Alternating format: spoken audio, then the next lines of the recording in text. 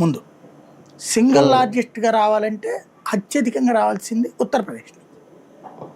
ఉత్తరప్రదేశ్లో BJP wave ఉంది అని ఎప్పుడు కనిపెట్టారంటే ఒక 9 నెలల ముందు అనుకుంటా ఒక ఇన్సిడెంట్ జరిగింది.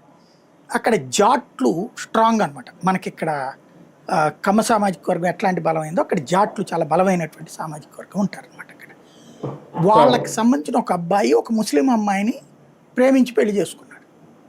ఒక ఫ్రెండ్ సహకరించాడు.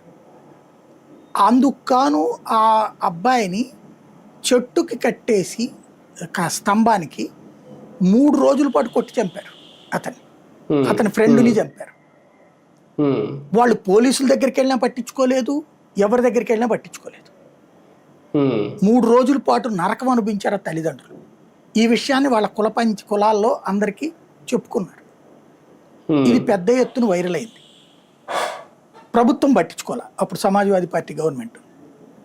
తర్వాత కడుపు రగిలిపోయిన వీళ్ళందరూ కలిసేసి వాళ్ళు లారీ డ్రైవింగ్లు అంటే సొంత లారీలు ఉంటాయి అన్నమాట. వాళ్ళే డ్రైవ్ చేసుకుని పోతుంటారు అన్నమాట. మొత్తం కొన్ని 100 లారీలు తీసుకొచ్చి ఆ ఊరిని చుట్టుముట్టారు ఒక రోజున. వచ్చి ఎవరైతే ఈ పిల్లల్ని చంపారో వాళ్ళ 7 అనమాట, వాళ్ళ 7 నడి రోడ్డు మీదకి తీసుకొచ్చి నరికేశారు.